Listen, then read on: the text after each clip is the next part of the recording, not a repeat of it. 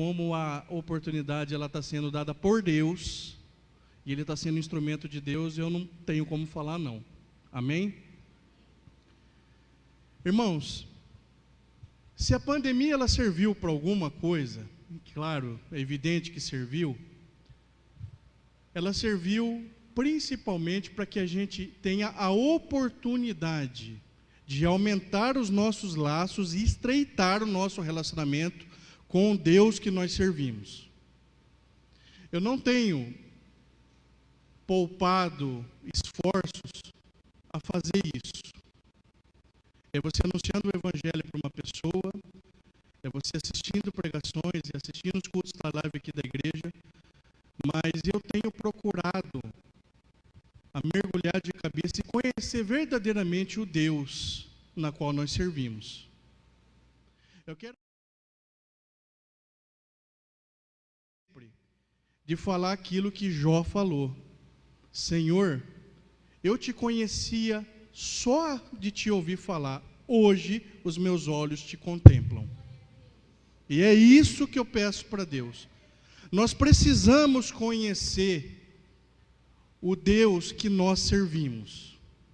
E não há outra maneira de conhecer, a não ser mergulhando na Escritura e mergulhando na palavra de Deus. Irmãos, eu estou há 6 meses meditando num assunto dentro da Bíblia, que sinceramente eu não fico muito à vontade de pregar isso. Mas como servo de Deus e como um instrumento de Deus essa noite, eu quero ser porta-voz para trazer uma mensagem diretamente do trono de Deus para a igreja. A visão que eu, Vinícius, tenho de evangelho, é que evangelho ele não tem que servir para falar aquilo que você quer ouvir. O evangelho ele não tem que ser para massagear o teu ego, ele tem que vir para provocar reflexão no teu espírito. O evangelho tem que ser ministrado, custe o que custar, doa quem doer. Se nós acreditamos que aqui está uma verdade, que nós acreditamos piamente, nós temos que entrar dentro disso. Aqui não tem capricho, aqui não tem convicção, aqui não tem bom costume, porque eu gosto, porque eu não gosto. Ou você está dentro disso, ou você não está dentro disso. Deus do céu, quando Ele olha para o ser humano, Ele não olha o gordo, o magro, Ele não olha... Vou usar um termo aqui, ele não olha o rico, ele não olha o pobre, ele não olha o São Paulino, nem o corintiano, nem o crente, nem o católico, ele olha salvo e não salvo. É isso que Deus olha. Não existe distinção e acepção para Deus, ou é ou não é. Ou você anda na direita ou você anda na esquerda. Se você andar no meio, atropelam você. E é com esse compromisso que eu queria trazer uma mensagem para os irmãos esta noite, que eu repito, fazem 6 meses que eu estou meditando nela. E cada vez que eu abro a palavra, me vem algo diferente. Então eu queria dizer para os irmãos, que os irmãos prestem atenção em 40 minutos de mensagem, eu não vou tentar me estender. A minha função aqui não é fazer você desacreditar naquilo que você acreditou, ou naquilo que pregaram para você a vida inteira. Eu cheguei a uma linha de interpretação baseado no que aquilo que Deus está me mostrando. Se isso está certo ou se isso está errado, eu não sei responder, mas é aquilo que Deus está me mostrando dentro da palavra. Eu não estou aqui para empurrar aquilo que eu acredito para você. Então eu vou te dar um conselho bíblico. Você vai filtrar aquilo que você acha interessante e o resto você descarta. Mas eu não posso deixar de pregar aquilo que Deus tem colocado no meu coração há muito tempo. Isso que eu vou ministrar hoje mudou até a minha maneira de encarar a Bíblia, o Evangelho e coisas. Eu estou na igreja há 10, 12 anos, mas eu venho de lugares anteriores também.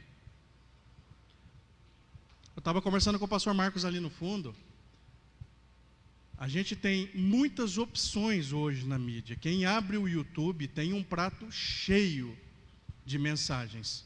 Mas será que nós estamos tendo a capacidade de discernir se aquilo é condizente ou não condizente com aquilo que está aqui dentro? Então, eu quero ser instrumento dessa noite para poder transmitir uma mensagem para os irmãos. E eu sou completamente responsável pelaquilo que eu vou falar, porque é aquilo que eu acredito. É aquilo que eu ensino dentro da minha casa e vou ensinar aos meus filhos. É o que eu falo para os meus irmãos. É o que eu falo para as pessoas que estão junto comigo. Quando a gente sobe em cima do altar para pregar a palavra de Deus, nós somos responsáveis porque nós somos formadores de uma opinião. Não só eu que subo, mas todos. Porque Deus deixou uma incumbência para todo mundo, sem fazer distinção. Ide para todo mundo e pregai o evangelho a toda criatura. Ele não falou isso só para mim, ele falou para todos, sem distinção. Então, fazendo essa pequena introdução, eu vou entrar em algo dentro da palavra de Deus, que eu espero que eu não me perca. Eu nunca preguei sobre isso. Mas eu acredito, e são coisas que Deus tem mostrado dentro da palavra, eu acredito que tem um grande fundamento naquilo que eu vou falar. A minha intenção não é mudar aquilo que você pensa, é que você saia daqui e reflita sobre o que vai ser pregado. Apenas isso. O semeador é Cristo, e Ele tem 4 solos à disposição de nós. Que ela caia em solo fértil e que ela brote naquilo que Deus determinou. Amém? Eu gostaria que os irmãos abrissem a sua Bíblia, fazendo esses esclarecimentos, e principalmente da ausência. Queria que os irmãos abrissem a sua Bíblia no Evangelho de João, no capítulo 8. Estou um pouquinho nervoso, porque é uma responsabilidade que eu não me acostumei ainda.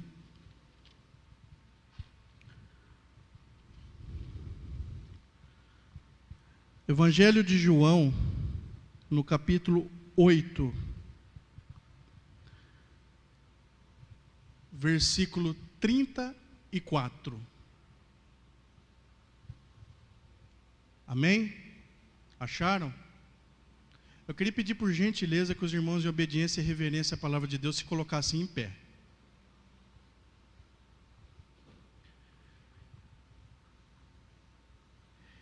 Replicou-lhes Jesus: em verdade vos digo, que todo aquele que comete pecado é escravo do pecado.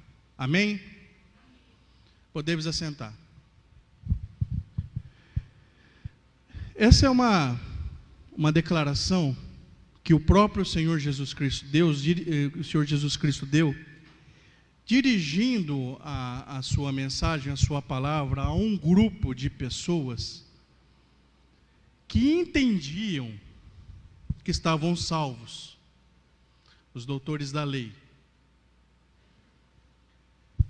Jesus Cristo, ele chegou, ele nasceu numa época onde o povo, ele era oprimido pelo Império Romano. Cristo veio ao mundo, e aquele povo que há muitos anos era assolado, 60 anos antes do nascimento de Cristo, o Império Romano tinha invadido aquela região de Jerusalém, da Judéia, e eles não pediram assim: olha, dá licença, eu quero entrar aí. Foi com batalha e com derramamento de sangue. Jesus Cristo nasce como ser humano, como homem. Ele começa o seu evangelho e ele dá essa declaração. Essa declaração ela é dirigida a doutores da lei, aos entendidos da época, que acreditavam, conforme eu já preguei anteriormente, que o pecado ele consistia somente na desobediência de lei. Eu preguei uma mensagem há um tempo atrás, numa live na casa da pastora Rose, sobre o filho pródigo, aonde na passagem do filho pródigo, Jesus ele coloca a informação que o pecado ele não consiste só na desobediência de lei, que há muitas coisas que envolvem o pecado. No fato específico do filho pródigo, o pecado ele consiste em amar as coisas acima de Deus. Então, Jesus Cristo está dando uma declaração aqui para a gente nesse momento, que o pecado, que todo aquele que comete pecado, ele é escravo do pecado. Quantos pecados a pessoa precisa cometer para ela se tornar escravo do pecado? É um pecado só? São vários pecados? Existe uma tolerância? Estudando sobre isso, porque na minha opinião, não há outra coisa a não ser pregada, que é doença e remédio. A doença, pecado, e o remédio, Cristo. Não há outra coisa a ser pregada, na minha opinião, com todo respeito aos pastores que estão aqui, que estão assistindo pela internet. E é esta mensagem que eu quero trazer para vocês nesta noite. Como é que o pecado, ele atua na vida do ser humano? A Bíblia define para nós que pecado é a desobediência da lei. Todo aquele que desobedece à lei, ele está cometendo um pecado. Mas, qual é a forma, qual é o mecanismo que o pecado, por que o pecado brota na gente? Como que o pecado nasce?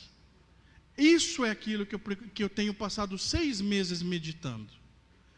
Eu vou ler uma passagem bíblica que dá a resposta a essa dúvida, que dá a resposta a esse questionamento.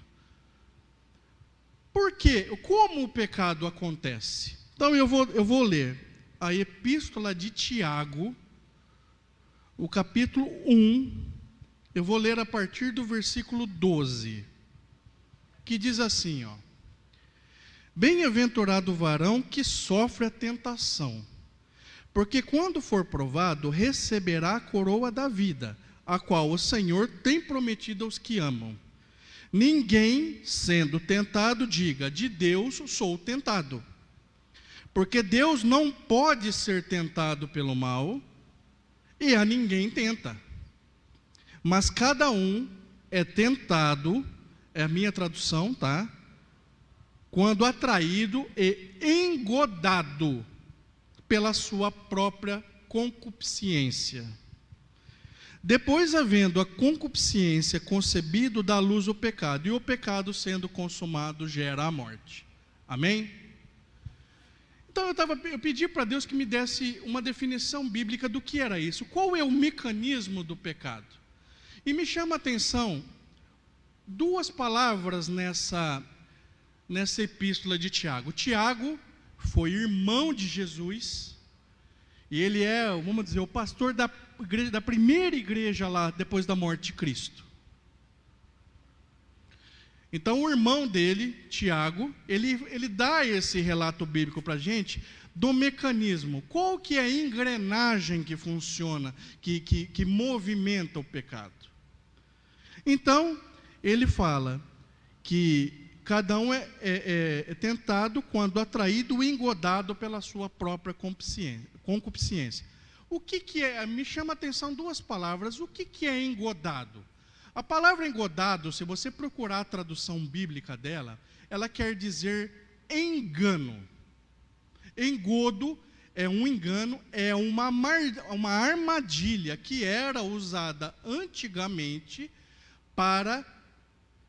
como isca para pegar pássaros, peixes e pequenos animais. O engodo é um engano, é uma armadilha. Eu me lembro quando eu era garoto, na minha faixa dos meus 10, 12 anos, até menos que isso, a minha falecida avó morava na Vila Falcão, lá perto da trilha do trem, lá embaixo, na rua Bernardino de Campos. E a minha avó morava numa casa muito grande. E no fundo da casa da minha avó tinha uma horta e tinha criação de animais. E o meu primo, que morava junto com a minha avó, ele criava aqueles coelhinhos pequenininhos, priazinho pequenininho. E eu era apaixonado por ter um bichinho daquele. Só que aquilo, desculpa o termo, aquilo é um negócio que você coloca ali, o mês que vem tem 5, depois tem 10, tem 50, ele tem uma capacidade de procriação muito grande. E um belo de um dia, o meu primo se desfez desses bichinhos. Eu cheguei na casa da minha avó com o meu pai, e eu pedi: papai, eu posso pegar um coelhinho desse para mim? Meu pai disse: se você conseguir pegar um, você leva para casa.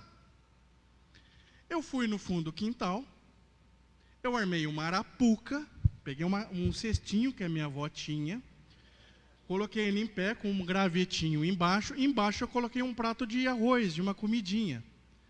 Amarrei uma ponta nesse negócio e fiquei esperando no outro dia. Fiquei uns 20 minutos encostado atrás de uma moitinha lá. O coelhinho veio. Quando ele chegou no prato, eu puxei a alavanca e a caixa caiu em cima dele. Eu consegui levar um coelhinho para casa. Isso é o engodo. O engodo é a armadilha que a gente usa para pegar o animal. Eu enganei aquele animal, colocando para ele um alimento, e o animal teve a sensação de segurança por um prato que estava ali, não viu o perigo, correu lá, pegou e eu aprisionei ele. O pecado faz a mesma coisa conosco. Muitas vezes nós não vemos o perigo que tem em certas situações, a gente vai, paga o preço e a gente acaba caindo numa armadilha. Então, o engodo que a Bíblia está dizendo aqui, ele é uma armadilha, ele é uma isca. O animal, pela falsa segurança de alimento fácil, ele foi lá comer, eu aprisionei ele, eu enganei o animal, eu joguei uma isca para o animal, ele caiu. Amém? E a Bíblia, ela usa um termo aqui chamado concupiscência. O que é concupiscência? Concupiscência é desejo, é vontade. Então, eu armei uma arapuca, o bichinho viu, sentiu a vontade, sentiu o desejo e foi lá e eu peguei ele. É essa definição bíblica que está sendo dito aqui. Havendo, pois, a concupiscência, a vontade, o desejo sendo brotado dentro do coração, ele vai lá e consome o ato. Dá luz ao pecado. Eu enganei e eu capturei. O pecado faz a mesma coisa com a gente. Essa definição bíblica, na minha opinião, ela é perfeita. Então, meus irmãos, eu quero te dizer nesta noite que o mecanismo que o pecado atua na vida da gente é esse. O pecado entra na vida do ser humano pelaquilo que ele está vendo, pelaquilo que ele vê, entra pelos olhos, passa pela mente, brota no coração, você consome um ato e aí você se lasca. Amém? Está claro? Estão entendendo? Amém. Esse mecanismo do pecado, ele acontece, eu vou usar esse termo, não sei se é correto, nesse reino carnal que nós estamos aqui, e também acontece no reino espiritual. A Bíblia fala, em Ezequiel 28 e também em Isaías 14, de um camarada que foi criado. E o livro de Ezequiel, ele usa um termo que o camarada era todo adornado. Ele era coberto de pedras, ele era pomposo, vistoso, e segundo algumas teorias, ele era ministro de louvor, enfim. Eu não estou entrando no mérito disso. Vocês sabem de quem eu estou falando. Eu estou falando de Satanás, de Lúcifer. Até antes não é Lúcifer, não é Satanás, é Lúcifer. Isaías 14:11, ele me afirma que ele tem um trono no céu. Ele tinha um trono no céu. Então esse camarada estava lá no céu e ele viu um trono mais alto que o dele. O trono de quem que ele viu? De Deus. Ele ousou, passou pelo coração dele ser comparado ao Deus Altíssimo que nós servimos. Ele ousou. Então ele tinha um trono, ele viu um trono lá em cima e ele quis ser igual. Olha o mecanismo do pecado agindo aí também. Agiu lá no reino espiritual também. Este é o primeiro pecado conhecido na história de todo o planeta. A gente abre a Bíblia no livro de Gênesis, a gente crê que o pecado de Adão é o primeiro pecado relatado pela Bíblia, mas não é. O primeiro pecado ele se deu no céu, quando Satanás quis ser igual a Deus. E Deus fez a grande obra de arremessar aquele cara de lá aqui para baixo. Aí a bucha caiu aqui para nós. Nós vamos agora nos transportar no tempo, numa época ainda quando não houvesse pecado. Os irmãos estão entendendo onde eu estou querendo chegar? Então, nós conhecemos que existe o pecado, o mecanismo que esse pecado acontece e ele aconteceu lá no reino espiritual, que derrubou Lúcifer. Lúcifer se torna um anjo caído e passa a chamar Satanás, o opositor, que já está condenado, porque deu vazão à sua própria vontade e não à vontade de Deus. Ele é arremessado aqui para baixo. Ele terça parte dos anjos do céu. Nós vamos agora nos transportar para uma época onde não havia pecado. Deus cria um jardim e bota um casal para morar dentro desse jardim. Era um jardim de exuberâncias, de delícias. Deus passeava por aquele lugar todo dia, o ser humano tinha contato direto com Deus, o Espírito de Deus passeava todo fim do dia. E eu fico pensando do relacionamento de Deus com Adão. Ô Adão, o que você fez hoje? Senhora, sabe aquele bicho ali? Eu dei o nome para ele de cavalo. O senhor está vendo aquela fruta bonita ali? Eu dei o nome àquilo ali de melancia. E ele conversava, ele tinha contato com Deus. Satanás, que condenado está, incorpora-se numa serpente, e a serpente tenta Eva. Voltando um pouquinho, dentro deste jardim de delícias, Adão, você tem autonomia sobre tudo isso aqui, mas você está vendo aquela árvore ali, ó? Bem aquela ali que está no meio do jardim. Eu fico imaginando que devia ser uma árvore linda, com uns frutos desse tamanho. Eu, pelo menos, imagino isso. Você pode comer da direita, da esquerda, que está atrás, a que está na frente, mas daquela ali você não come. E Deus dá uma ordem. E Deus vai embora. E está todo dia ali Adão e Eva olhando para a árvore. Olhando. Um dia, Satanás incorpora-se numa serpente e seduz Eva. O objetivo de Satanás, que já está condenado, Satanás, a partir do momento que ele está condenado e que ele é expulso do céu, ele se torna o tentador. O objetivo de Satanás é embutir em você, através da tentação,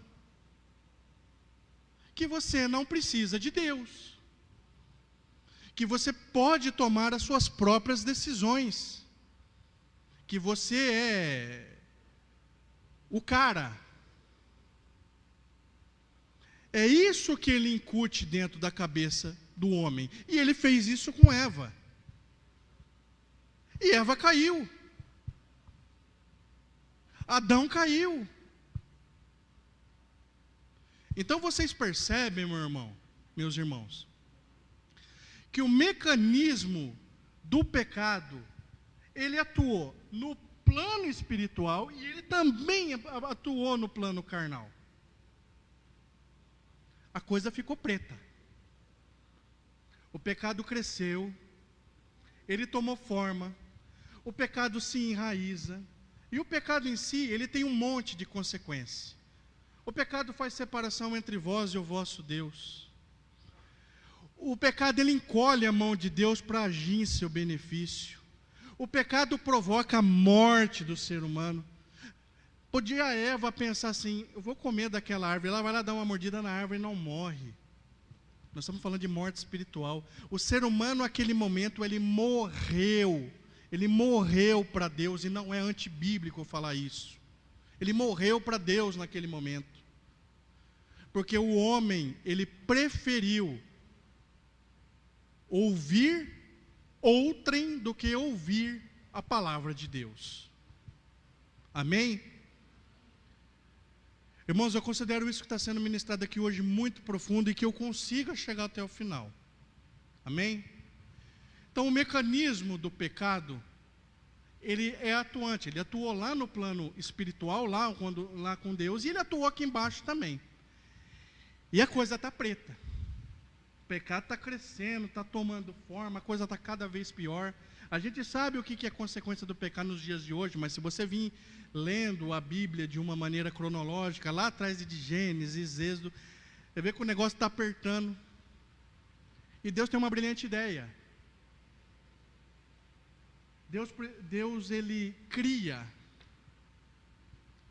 uma solução, um remédio para resgatar o povo que está fadado e condenado. Ele manda o seu Filho Jesus, maravilhoso Jesus, a esta terra, como homem. Eu vou deixar muito claro, ele vem como homem. Jesus Cristo nasce, e o tentador está aí no mundo, rodando, circulando, como um leão que ruge em volta de nós. Quando chega o conhecimento do nascimento do Salvador, o rei Herodes manda matar todas as crianças de 2 anos para baixo. Olha o tentador agindo aí, ó.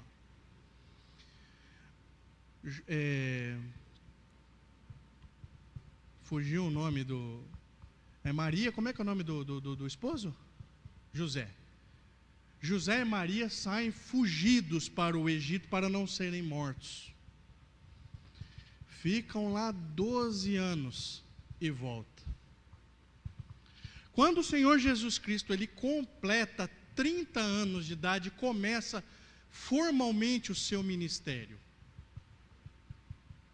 Jesus, ele vai para o Rio Jordão, em cumprimento a tradições judaicas, e ele vai ser batizado por João Batista. Quando Jesus sai, a palavra de Deus me relata em Lucas, em Mateus, no capítulo 4, que Jesus ele é movido até o deserto pelo Espírito Santo. E lá, Jesus, ele vai adquirir, se preparar para a grande obra que tem reservada para ele. Que obra é essa? Salvar o perdido pecador. Preparar o caminho para que todos nós fôssemos salvos. E Jesus vai passar por um vestibular lá, antes de ingressar lá na faculdade. Jesus fica 40 dias no deserto. O diabo foi tentado, Adão foi tentado, e o tentador ia deixar passar barato, o Filho de Deus foi tentado também. E comece. Nós não estamos falando, a Bíblia relata para a gente 3 tentações. Nós não estamos falando de 3 tentações pulverizadas, ele fazia uma agora. Nós estamos falando de 3 tentações que duraram 40 dias, que é a razão pela qual todos os seres humanos caem.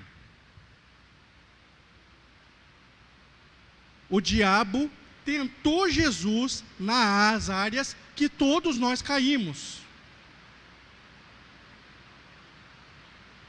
Jesus no deserto, morrendo de fome. Repito, ele é um homem morrendo de fome. O diabo aparece para ele e mostra para ele pães. Ali tem pedra, mas ele mostra pão. Qual é o sentido dessa tentação? Qual é? O sentido dessa tentação, ele está no fato de não fazer da sua própria força o teu canal de escape. O que Cristo responde? Nem só de pão viverá o homem, mas de toda a palavra que sai da boca de Deus. E Cristo vence o diabo na primeira tentação. Aí vai para uma segunda tentação, que é algo que afeta diretamente nós, seres humanos. Ele diz assim, se atire daqui para baixo, por um acaso Deus não vai mandar os seus anjos impedindo a sua morte? Qual é o sentido dessa tentação? É não fazer prova de Deus. Você apelar para Deus. Senhor, eu estou aqui seu servo, eu estou orando, e nada acontece, e eu peço, o Senhor não me ouve. Qual é o sentido da tentação? O diabo faz questão de enfatizar a arrogância. Eu posso, eu consigo, eu faço. E Cristo abriu mão disso. E mais uma vez ele se submeteu à palavra de Deus. Não tentarás ao Senhor teu Deus. Mais uma vez Cristo vence o diabo. O diabo leva o Senhor Jesus ao pináculo de um templo, e ele mostra para Cristo todos os reinos do mundo. A Bíblia nos fala categoricamente que o diabo é o Deus desse mundo que nós vivemos. O senhor está vendo isso aí, Jesus? Eu quero uma adoração só, e é tudo seu.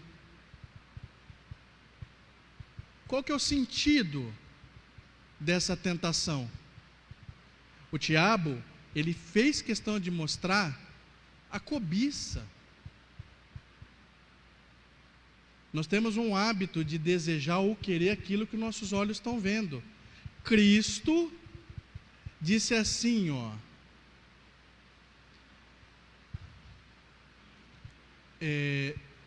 não prestarás adoração a outros deuses, só a Deus prestará culto e prestará louvor. Cristo vence as tentações do inimigo que todos nós estamos sujeitos com a palavra de Deus. Cristo vence com a palavra de Deus. Cristo não faz força, não usa a sua força própria. Cristo é completamente penitente e obediente à palavra de Deus. O diabo, não tendo força, cai fora. E aí a gente pensa, o camarada agora vai desistir. Ele não tem mais o que fazer. Aí o grande dia traçado na humanidade, ele chega. Nós estamos dentro do cenáculo onde Jesus vai realizar a última ceia.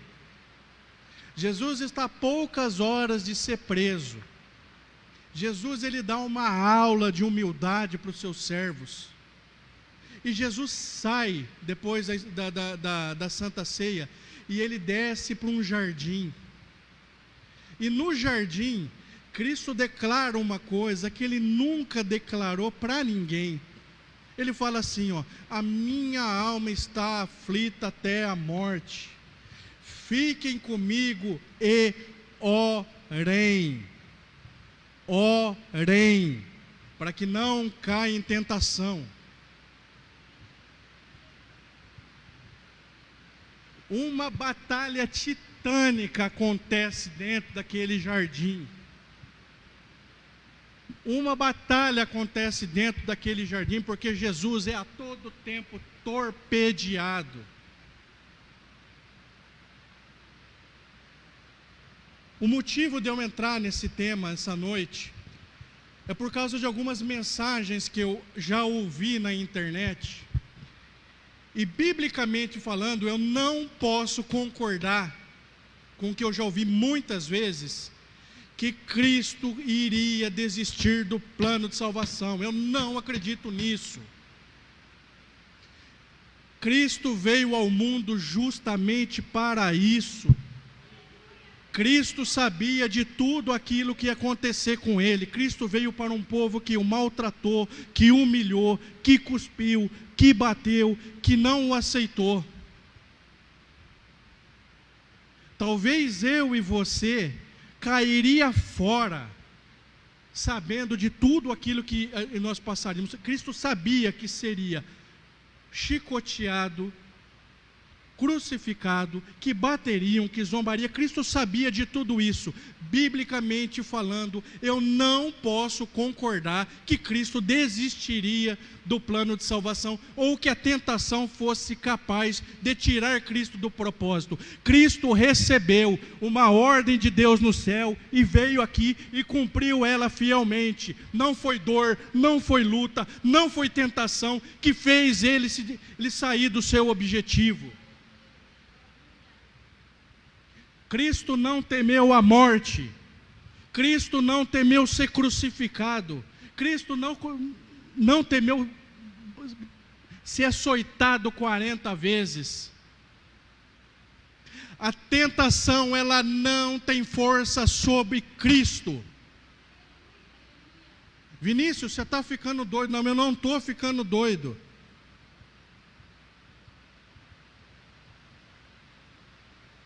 Eu li Tiago 1,12, que diz que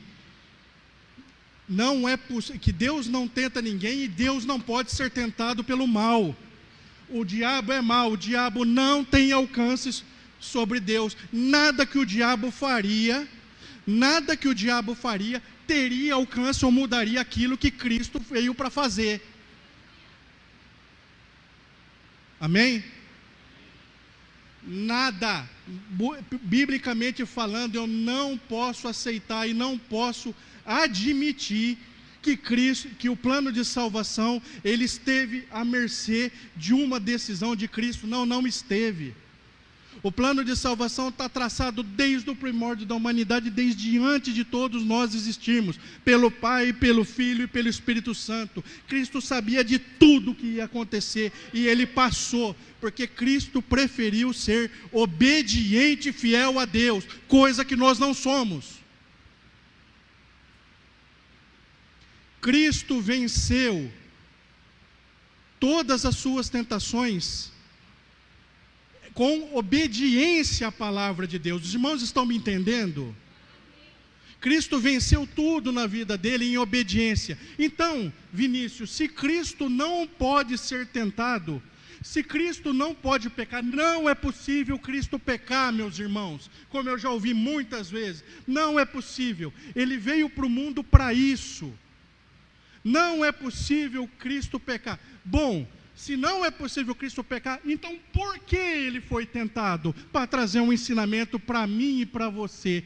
Qual é a conduta que o cristão tem que ter quando vem luta, provação, tentação, dificuldade? Ele tem que se agarrar em Deus e a palavra de Deus.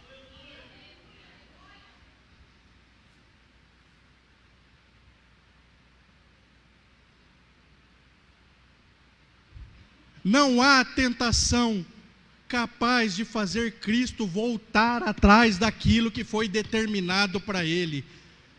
Nós, se fôssemos nós no lugar de Jesus Cristo, com certeza a gente sairia correndo. Eu vou ser crucificado, o cara vai enfiar um prego de 18 centímetros na minha mão, não está nada. Foi proposto uma grande glória por Deus a Cristo, ele falou, eu vou até o fim. Cristo não olhou o corneteiro de plantão, se alguém falou, o que o diabo falou, ele veio para fazer a vontade do Pai, e fez a vontade do Pai. Qual é o significado das tentações de Cristo? É mostrar a conduta cristã que um servo de Deus tem que ter mediante a todas as dificuldades. Por favor, quem ouve, não me venha com uma interpretação diferente, pelo amor de Deus, porque ele passaria. Cristo não peca, é impossível Deus pecar. A natureza de Cristo é santa, Cristo não pode, o mal não tem alcance sobre Cristo. O mal não tem poder sobre Cristo. Cristo é espiritual, ele não tem fome, ele não tem sede, ele não tem nada. Então, por que a tentação foi necessária? Existe uma passagem bíblica que diz que Cristo é o nosso sumo sacerdote, está em Hebreus 4,15, e que ele foi tentado em tudo. Por quê? Para ele saber e conhecer as aflições que todos nós temos. O Filho de Deus passou por tudo aquilo que a gente passa. O Filho de Deus sentiu na pele o que é uma vida longe dos caminhos de Deus. O que é o pecado e a consequência do pecado na vida de uma pessoa que não serve a Deus. Cristo sentiu tudo isso. Cristo está lá na cruz, crucificado, há minutos desse plano bendito e maravilhoso se confirmar na vida. Bendito e santo é Cristo que passou por isso, que por causa desse ato nós somos conectados novamente em Deus. Cristo está lá na cruz, num momento de extrema agonia, ele olha para o céu e ele diz: Deus meu, por que me desamparaste? E eu escuto de gente até muito conhecida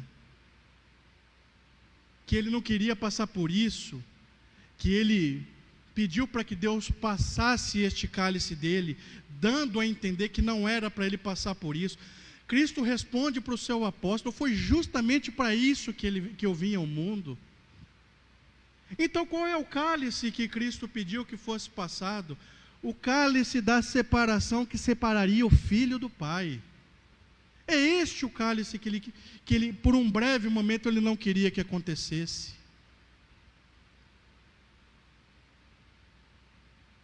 Cristo não olhou para o céu e disse assim, está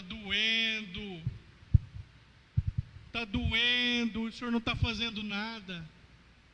Não. Ele olha para o céu e ele disse assim, Pai, está consumado aquilo que o Senhor colocou na minha mão.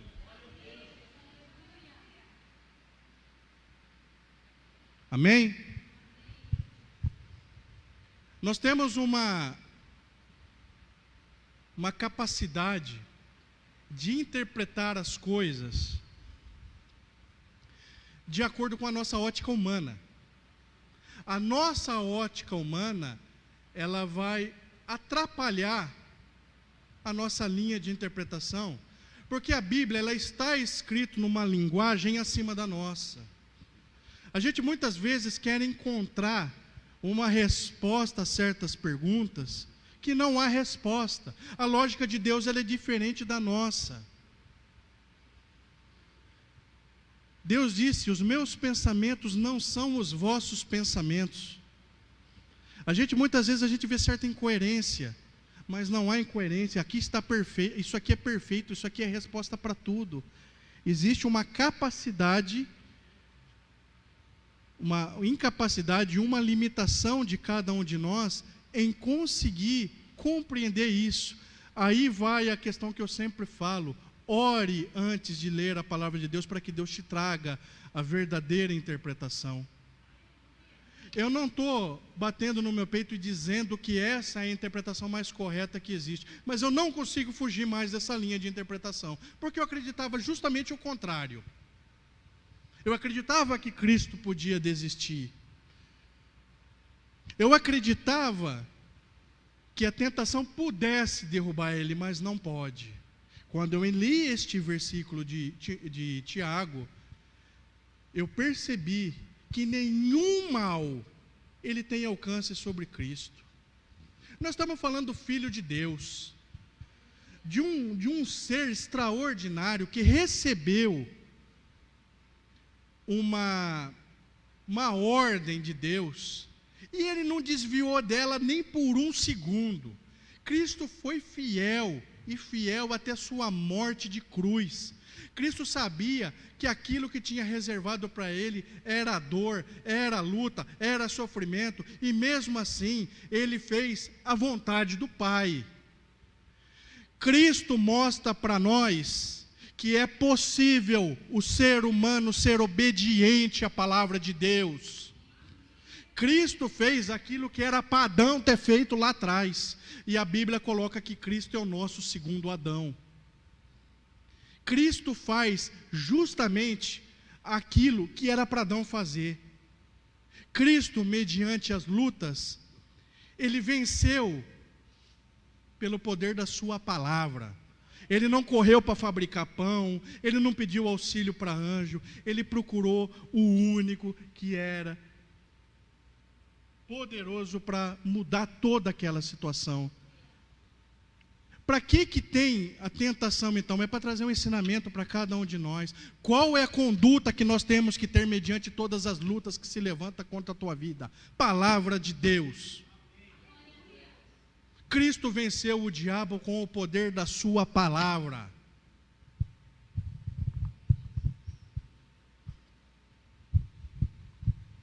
Cristo mostra para nós que é possível ser fiel e obediente à palavra de Deus. Cristo mostra para nós qual é a conduta que o cristão tem que ter. Cristo veio ao mundo justamente para isso. E ele se entregou em sacrifício vivo por pessoas que não quiseram nem saber dele. Ele não dependeu da minha ação, ou de um ou de outro. Ele cumpriu fielmente a vontade do Pai, porque ele veio para um povo que não o aceitou e não o recebeu. Mas mesmo assim, ele foi. Amém?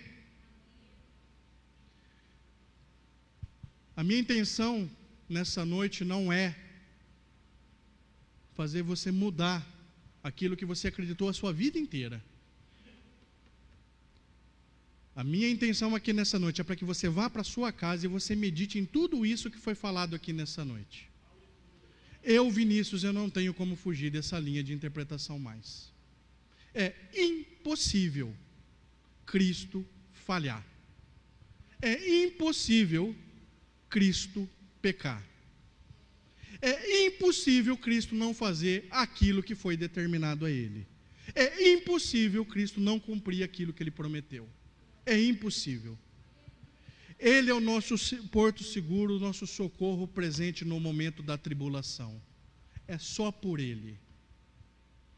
Então, meu irmão, não procure solução para os seus problemas em atalhos. Deus é a solução para todo e qualquer problema da sua vida. Se a coisa boa acontece, glória a Deus. Se a coisa boa não acontece, glória a Deus. Se a tragédia acontece, glória a Deus, porque tudo acontece por permissão dele. A Bíblia está recheada disso. A Bíblia mostra para a gente um homem íntegro, reto, temente a Deus, que se desviava do mal, que chamava Jó. Eu não vejo um exemplo de um cristão diferente, e passou por tudo aquilo. Jó está mostrando para a gente o sofredor Cristo, que passaria por tudo aquilo e que encontrou refúgio no seu Senhor. Amém? Que Deus abençoe. Por favor, medita na palavra. Hoje é o último domingo do ano. E que essa palavra ela seja uma catapulta para te impulsionar para frente. Você tem que conhecer o Deus que você serve. Você tem que conhecer a maneira que o seu Deus age. E bote uma coisa na sua cabeça: Ele não está à sua disposição. É a vontade dele sempre. Se ele fizer, louvado seja Deus. Se ele não fizer, louvado seja Deus. Não há outro caminho a correr, não há outro caminho a seguir. Jesus bate as portas. Estamos vivendo os últimos dias na face da terra. Irmão está se levantando contra irmão. Doenças, pragas e pestes sem controle. Irmãos, não é desanimar não, mas tem muita coisa ruim para acontecer ainda. Firma na rocha que é Cristo, que você vai ter tudo. Que o Senhor Jesus Cristo seja todos os dias o momento da nossa alegria, da nossa adoração, do nosso louvor. Você está aqui hoje porque Ele permitiu que você estivesse aqui. A Covid pode ter matado o teu vizinho do teu lado, um da tua direita, mas Deus te permaneceu vivo. E Ele vai te proteger de todo mal. Amém? Eu agradeço a oportunidade em nome de Jesus e que as palmas adorem ao Senhor neste momento. Toda a glória a Jesus.